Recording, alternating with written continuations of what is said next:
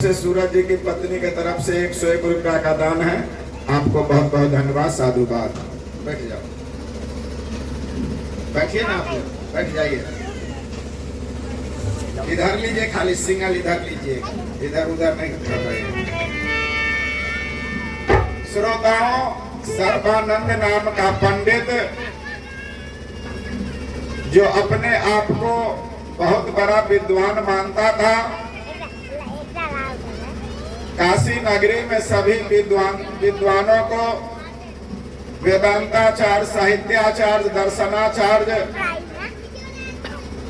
सभी विद्वानों को हरा दिया था शास्त्रार्थ में। तो वह कबीर साहब के नजदीक आए और उससे भी दर्शन करना चाहा। अपनी माँ से कहा कि माँ, अब तुम मुझे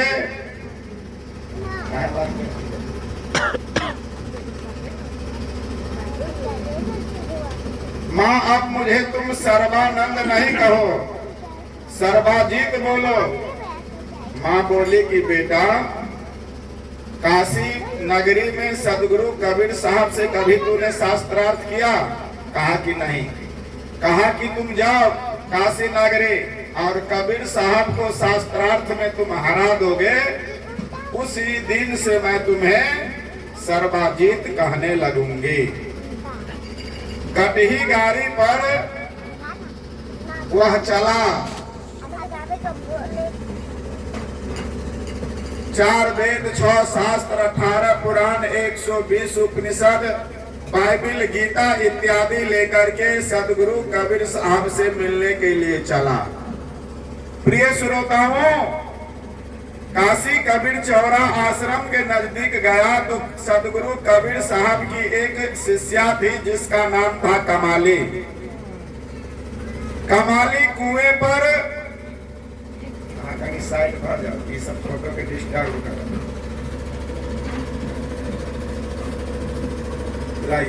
क्या नाम है आपका? जाइए बैठिए। जवाहर जी के भी तरफ से भी 50 रुपया का दान है। आपको बहुत बहुत धन्यवाद, साधुवाद। कमाली के नजदीक गए और कमाली कुएं से पानी भर रही थी आश्रम के लिए। वह सर्बानंद नाम का पंडित ने कहा कि क्या तुम जल पिला सकती हो? कहा कि हाँ, सब दिन सत्संग में आते हैं, बैठते हैं रास्ता पर। उधर जाके बैठिए ना, रास्ता पर कहाँ बैठते हैं। श्रोताओं, कहा कि हाँ बाबा, आइए जल पीजिए। सर्बानंद नाम का पंडित जल पिया और कहा कि बेटी तू एक बात बता, कबीर साहब का कुटिया तू बता सकती है?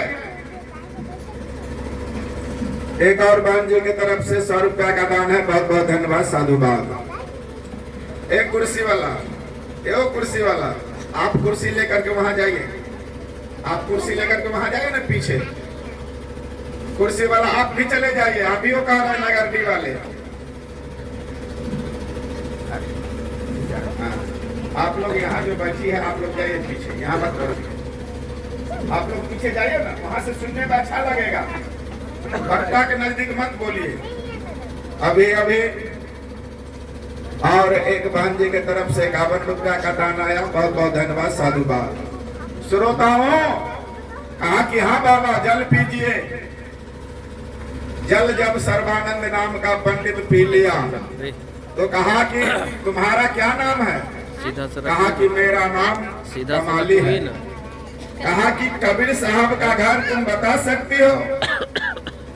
कहा कि हाँ, सुनिए मैं बता रहा हूँ। उसी समय कमाली सत्संग के प्रभाव से, गुरु की कृपा से इतना बड़ा ज्ञान हो चुका था कि विद्वान को भी फेल कर देती थी कमाली। कहा कि सुनिए, कबीर साहब का कहाँ घर है? कबीर का घर शिखर पर, जहाँ सिल हली गायल अब पैर नटी के पपील का खलकन ला दे बैल। घबरा गया सर्बानंद नाम का पंडित। कहा कि आश्रम में रहने वाली एक छोटी सी बच्ची जिसका नाम कमाली इतनी विदुषी है, तो इसके गुरु महाराज कितना बड़ा विद्वान होगा। वह बताई कि कबीर का घर शिखर पर इतनी ऊंचाई पर है, इतनी ऊंचाई पर है और इतना फिसलनदार है कि चींटी भी नहीं चढ़ सकती है और न जा सकती है इतनी ऊंचाई पर। ए मूर्ख पंडित, तू कटही गाड़ी पर बैल के साथ सवारी करके जाना चाहते हैं? घबरा गया। कहा कि कमाली एक बात बताओ, कबीर साहब कहाँ मिलेंगे? कहा कि आश्रम में मिलेंगे। वह एक चादर में ग्रंथों को लिपेटा और कबीर साहब से गया शास्त्रार्थ करने के लिए। कहा, कबीर साहब, मैं सर्बानंद नाम का पंडित काशी के सभी विद्वानों को मैं हरा चुका हूं, अब मैं आपसे शास्त्रार्थ करने के लिए आया हूं। यदि मैं शास्त्रार्थ में जीत गया तो आपको कागज पर लिख करके देना होगा कि कबीर शास्त्रार्थ में हार गया और सर्बानंद जीत गया, हमसे शास्त्रार्थ करने के लिए तैयार हो जाइए। उसी समय सदगुरु कबीर साहब एक साखी बनाई। मसी कागज छुयो नहीं, कलम करो नहीं हाथ, मसी कागज छुयो नहीं, कलम करो नहीं हाथ, चारों युग की महात्म मुख जना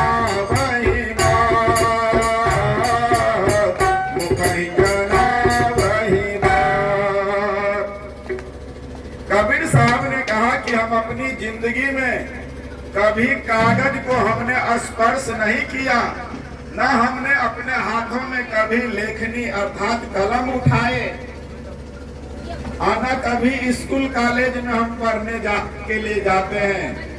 यदि तुम शास्त्रार्थ ही करना जानते हो तो मैं चारों युग की सतयुग, त्रेता, द्वापर और कलयुग, चारों युगों की वार्ता मैं मुख से ही कहता हूं। कहा कि आप पढ़े लिखे नहीं हैं? मैं तो समझा कि आप पढ़े लिखे विद्वान होंगे, इसलिए मैं आपसे शास्त्रार्थ करने के लिए आया। साहब ने कहा कि नहीं मसी कागज छुयो नहीं, कलम रहो नहीं हाथ, चारों युग की महात्म कबीर मुख ही जनाबे बात। प्रिय श्रोताओं, कहा कि सुनिए, आप एक कागज पर लिख दीजिए कि शास्त्रार्थ में कबीर जी हारा और सर्बानंद जीता। कहा कि तुम काशी का कैसा पंडित हो? मैं एक बार नहीं 2 बार कह दिया कि मुझे लिखने नहीं आता, मैं पढ़ा लिखा नहीं हूं। तुमको लिखना है तो लिख लो। तो वह स्वयं लिखता है कि शास्त्रार्थ में कबीर जी हारे और सर्बानंद जीते। वह कागज, लिखा हुआ कागज लेकर के दौड़ा माँ के पास। दौड़ते हुए गया, कहा कि माँ, आज से तुम मुझे सर्वाजीत बोलो। कहा कि कोई प्रमाण है? कहा कि देखो यह कागज। कहा कि मैं तो पढ़ी लिखी नहीं हूँ, तू पढ़े लिखे हो तो क्या लिखा है बोलो उसमें। तो देख करके पढ़ता है कि शास्त्रार्थ में कबीर जी जीता और सर्बानंद हारा। नहीं, कहा कि जाता हूं, हम खुद लिखे हैं, लिखने में भूल हो गया, उल्टा लिख दिए। कहा कि जाओ फिर लिखवा करके लाओ। फिर लिखा कि शास्त्रार्थ में कबीर जी हारा और सर्बानंद जीता। फिर आकर के माँ को पढ़ के सुनाया। फिर वही लिखता है कि शास्त्रार्थ में कबीर जी जीता और सर्बानंद हारा। इसी बार तीसरा बार गया, तीसरा बार पढ़ा, वही बात पढ़ा कि शास्त्रार्थ में कबीर जी पढ़ा जीत गया और सर्वानंद हारा। कहा कि तुमको मैं सर्वानंद ही कहूंगी। शास्त्रार्थ में तुम हार गया है कबीर साहब से। श्रोताओं, इधर शेख तकी की बेटी जो मर चुकी थी 7 दिन पहले, शेख तकी सदगुरु कबीर साहब को दिल्ली के कब्र में ले गया और कहा कि हमने देखा आपको गंगा किनारे एक मुर्दा को जीवित कर दिया आपने, जिसका नाम आपने कमाल रखा है। यदि आप मेरी बेटी को जिंदा कर देते हैं तब हम आपको खुदा समझेंगे। कब्र को खोदा गया, मुर्दा को निकाला गया। सदगुरु कबीर ने कहा कि शेख तकी की बेटी, तुम्हारे पिता तुम्हारे लिए यहाँ खड़े हैं, तुम जग जाओ। शेख तकी की बेटी जग जाओ, लेकिन आंख तक नहीं खोली। अंत में सदगुरु कबीर साहब जल लिए, मंत्र उच्चारण किए और सदगुरु कबीर ने कहा, उठ जाग मुसाफिर भोर भये, अब रैन कहाँ जो सोबत है, जो सोबत है सो खोबत है, जो जागत है सो पावत है। इतनी बात सुनते ही मुर्दा ने आंख खोल दी। कहा कि देखो तुम्हारे पिताजी खड़े हैं, तुम अपने बादशाही महल में जाओ, तुम्हारी अम्मी भी वहां प्रतीक्षा कर रहे हैं। कहा कि नहीं, आपने मुझे 2 बार कहा कि शेख तकी की बेटी आंख खोलो, क्या मैंने खोला? आपने कहा कबीर की बेटी जगो, तब हमने जगा है। आज दिन से मैं आपके ही सेवा में शिष्या बन करके रहूंगी। लोगों ने कहा, वाह, कबीर जी तो मुर्दे को भी जिंदा कर दिया, कमाल कर गया। सदगुरु कबीर ने कहा, आज से इस बचिया का नाम कमाली होगा। उसी दिन से कमाली सदगुरु कबीर साहब के आश्रम में बचपन से ही दोबारा जो उसको जिंदा जान मिला, उसी दिन से आश्रम में रह करके और सदगुरु कबीर साहब का सत्संग का प्रभाव दिन प्रतिदिन उस पर बढ़ता गया। इसलिए वह आगे चल करके बहुत बड़ी विदुषी बनी। श्रोताओं, धीरे धीरे उम्र बढ़ता गई। जो ही अवस्था बढ़ी, जवानी आई, कबीर साहब के पालनहार मां नीमा ने कहा, बेटा तुम तो घंटों खाली राम का ध्यान में मग्न रहते हो। अब तुम्हारी शिष्या अर्थात तुम्हारी बेटी जवान हो चुकी है, उसकी विवाह के लिए अब तुम जा करके कपड़ा बेचो। कहा कि माँ, अब कपड़ा का थान तो है नहीं, मैं तो जो गया बेचने के लिए, कोई राही बटोही गरीब कहा कि मेरे पास अंगोछा नहीं है, मेरे पास कुर्ता नहीं है, लंगोटा नहीं है, तो मैंने उसी को थान दे दिया। अब तो मेरे गुना हुआ कोई कपड़ा है नहीं जो मैं बेचूंगा और कमाली को शादी करेंगे। माँ कहा कि बेटा, तुमसे छिपा करके मैं एक थान रखा हूँ, उस थान को तुम बाजार ले जाओ और ऊंचे दाम में बेचना, ताकि कमाली की विवाह कुशल पूर्वक तुम कर सको।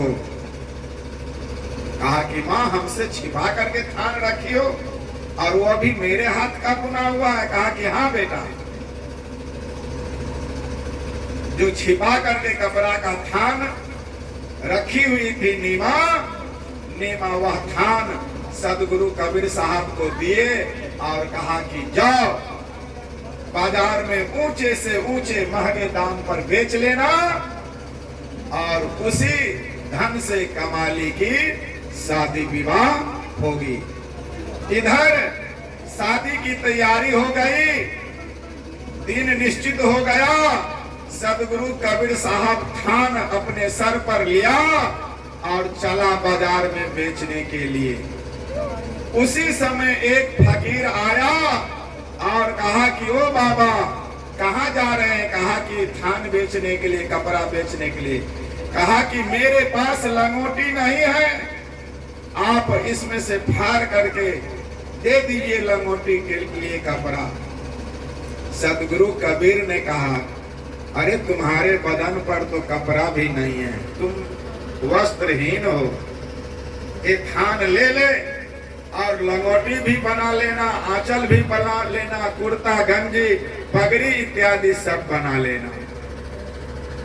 वह सारा थान सदगुरु कबीर साहब ने उस फकीर को दे दिया और मां से डांट पड़ेगा, मार पड़ेगा, इसलिए सदगुरु कबीर साहब घर नहीं गया, कबीर चौरा नहीं गया और चला गया कहां?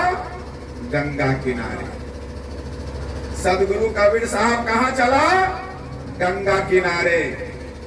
गंगा किनारे घंटों ध्यान करता था कि हे भगवान, मैंने बचपन से तुम्हारा काम किया है, मेरा काम अब तुम्हें करना पड़ेगा। कौन काम करना पड़ेगा? बोलिए। हाँ, देखा संध्या तक कबीर नहीं आया। माँ दौड़ी गंगा किनारे, उसको पता था कि वह तो ध्यान लगाता है गंगा के ही किनारे घंटों। प्रिय श्रोताओं, कहा करे कबीर जी कल तुम्हारी बेटी की शादी है और तुम यहाँ राम का ध्यान लगाते हो, चल घर। तुमने जो थान बेचा वह पैसा क्या किया? कहा कि माँ कल तुमको एक कटही गाड़ी पर एक बाराती का जितना सामान होगा मिल जाएगा। मैं महंगे दामों में उस थान को बेच चुका हूँ, ऊंचे से ऊंचे दामों में। जितना बाराती आएगा, लड़की लड़का के लिए सारे वस्त्र भी होंगे। और माँ तूने तो बोली थी ना कि तुम अपने लिए भी नया पोशाक ले लेना, कमाली के लिए भी बनारसी साड़ी ले लेना। माँ निश्चिंत रहो तुम, जो मैं जिसका काम बचपन से करता आया हूं, कल वह मेरा काम करेगा। कहा कि अरे पगला, भगवान का काम तो सब करता है। आज तक दुनिया में कहीं सुना है कि भगवान किसी का काम किया है? को दो ठोको नाम गिनाओ दो।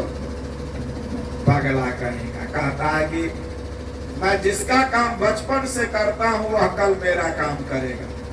चल घर, चल घर। कहा कि माँ तू विश्वास कर, तू जा घर और मैं यही ध्यान लगाता हूं। ध्यान में सदगुरु कबीर साहब बैठ गए। जिस राम का आत्मा रूपी राम का ध्यान करता था, वह आत्मा रूपी राम कबीर का रूप धारण किया।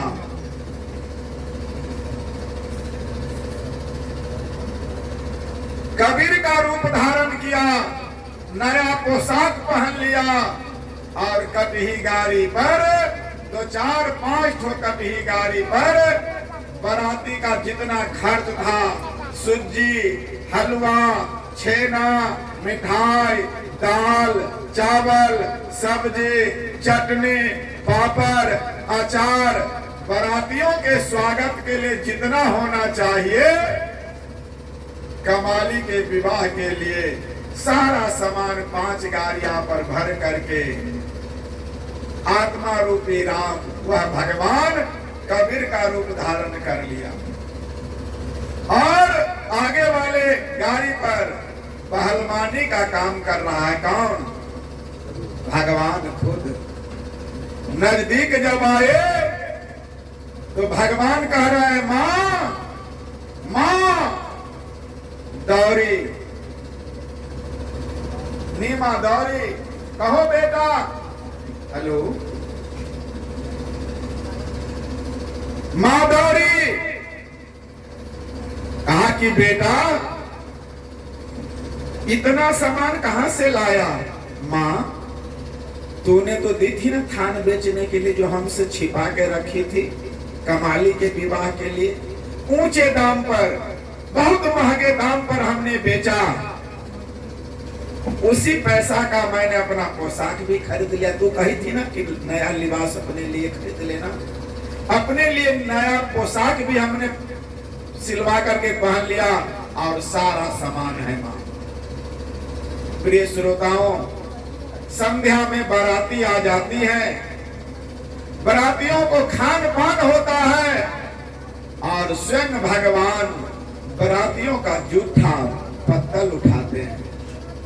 माँ कहती अरे बेटा समधी लोग बाराती लोग हंसेंगे। कहा कि माँ अपना काम करने में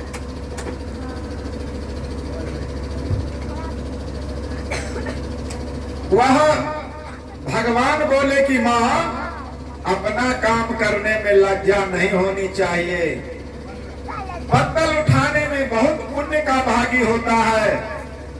बाराती वगैरह जब खा लिया, स्वयं भगवान पत्तल उठा करके टोकरी में रख रहे हैं। बार बार ग्रामीण मना कर रहे हैं कि कबीर जी आप ये क्या कर रहे हैं? आपके समधी हंसेंगे, बारात वाले हंसेंगे।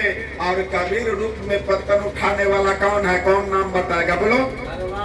वह स्वयं भगवान पत्तल उठा रहा था। जब बाराती सब खा लिए, इधर लड़का का क्या होता है? परिछन होता है। नहीं तो परिछन का गीत गा दे कि छोड़ दे? बोलो तुम लोग गा दे। ये तुम ही लोगों का तो गीत है।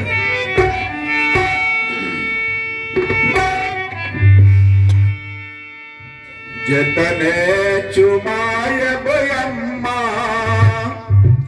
उतने आशीष, जतने चुमायब अम्मा उतने आशीष, जिया है दुल्हा दुल्हन, जिया है दुल्हा दुल्हन, लाखों बरिस है, जिया है दुल्हा दुल्हन, लाखों बरिस है।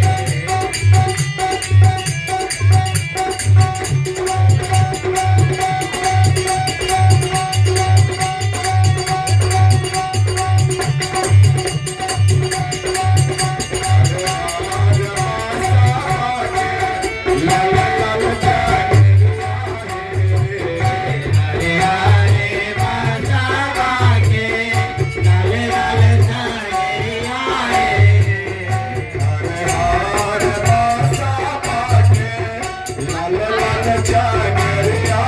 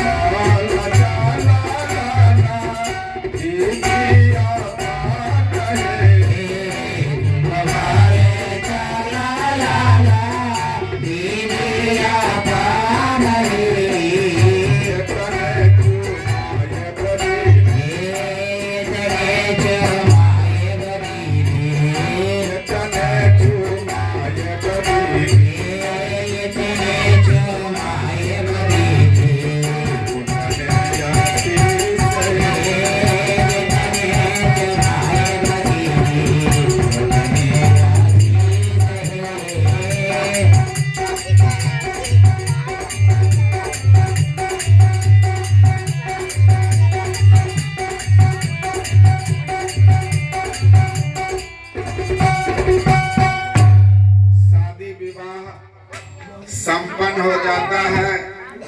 सुबह में बरातियों को चाय नाश्ता जलपान दे दिया जाता है। दुल्हा दुल्हन अब विदा होने वाले हैं।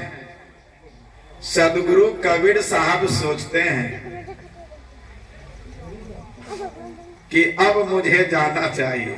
नहीं, सदगुरु कबीर साहब गंगा के किनारे ध्यान लगा करके बैठे हुए हैं।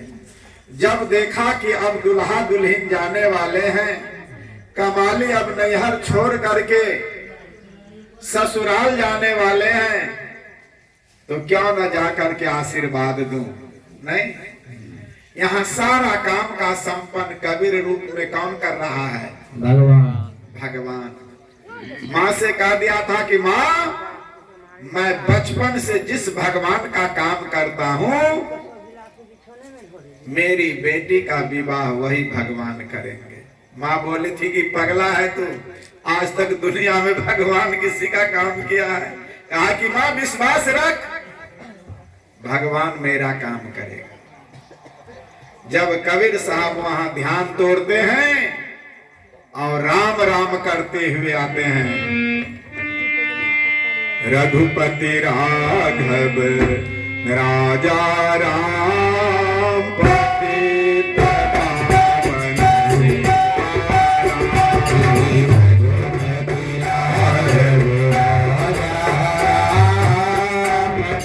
पावन सीताराम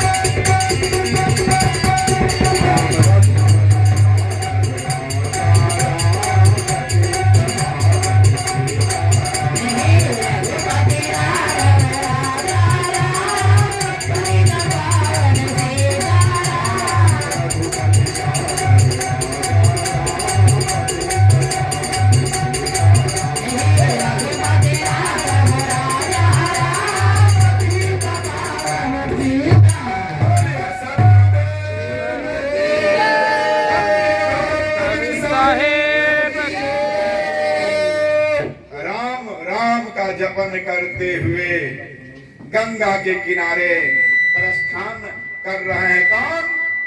कबीर साहब। अब दूल्हे राजा को और दुल्हन को आशीर्वाद देने के लिए जब सदगुरु कबीर साहब दरवाजे पर जब आए तो ओरिजिनल जो भगवान था कबीर रूप में वहां से प्रस्थान कर गए। सदगुरु कबीर साहब आए, दूल्हे राजा और दुल्हन अब पालकी पर बैठने वाले हैं। अपने पालनहार पिता को प्रणाम करते हैं। सदगुरु कबीर साहब अपने लालन पालनहार बेटी कमाली को आशीर्वाद देते हैं और कहते हैं कि बेटी गई छे ससुर बात बस है मैया के मान रखी है। बेटी गई छे ससुर बात बस है कि मैया के मान रखी है। ससुर बात बस है कि मैया के मान रखी है। बेटी गई छे ससुर बात बस है कि मैया के मान रखी है। सदगुरु कबीर साहब अंतिम उपदेश दे रहे हैं बेटी को कि बेटी अब नैहर से तुम ससुराल नहीं जा रही हो, वही तुम्हारा अपना घर होगा। जहां तुम्हारा कोई अपना नहीं है, कोई पहचान का व्यक्ति नहीं होगा, उसी को तुम अपना घर आज से समझना। कैसे रहोगी ससुराल में? सुनो, सास ससुर जेठान छोटान सबको एक नजर से एक भाव से देखना। सबको, बड़े हो चाहे छोटे हो, सबको जाते ही प्रणाम कर लेना। सबका हाथ अपने मस्तक पर रखवाना और धीरे धीरे चलना, धीरे धीरे बोलना। नहीं, सदगुरु कबीर साहब कहते हैं ससुर गलिया है भैंसुर गली।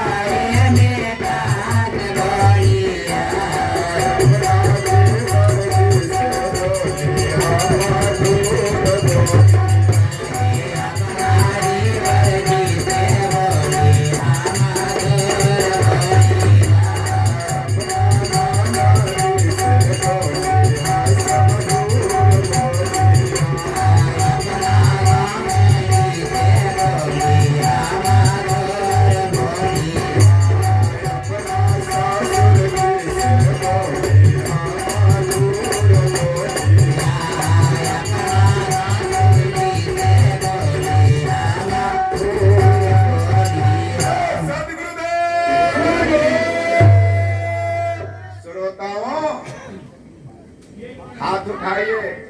कौन ऐसा पिता है, कौन ऐसा माँ है जो जाने वक्त अपनी बेटी को आप लोग शिक्षा देते हैं? हाथ उठाइए। तो कौन? कोई नहीं शिक्षा देते हैं। सो शिक्षा देते तो तू मैं होता, सास ससुर को भिन्न कर देता। नहीं श्रोताओं, माँ आज धनाढ्य घर में बेटी को भले पैसा के बल पर शादी विवाह कर देते हैं, लेकिन शिक्षा नहीं देती है, संस्कार नहीं देती है।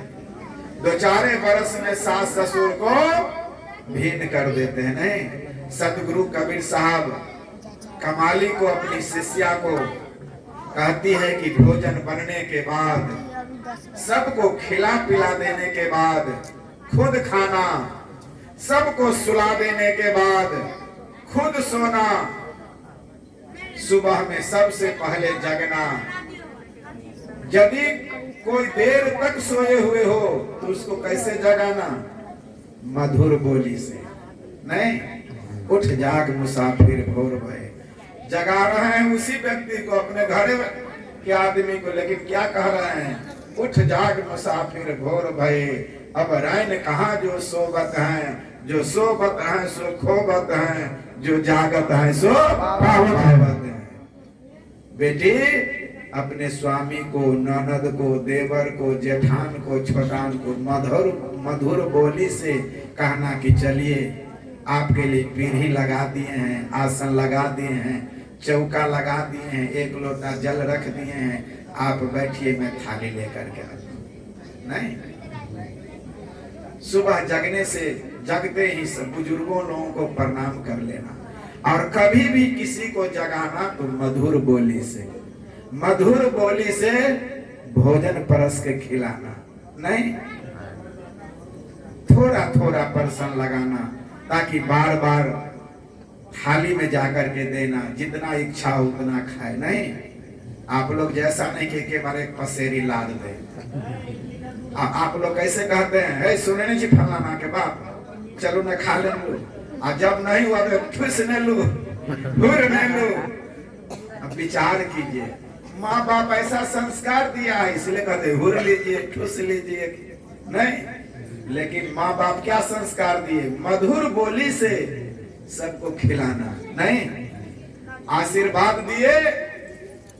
और आप लोग अपनी बेटी को क्या शिक्षा देती है? महिला सब अपनी बेटी को क्या शिक्षा दे, वो भी सुना दूं। बेटी जाई छे ससुर बात बस है कि मैया के साथ रखी है। बेटी जाई छे ससुर बात बस है कि मैया के साथ रखी है। बेटी जाई छे ससुर बात बस है कि मैया के साथ रखी है।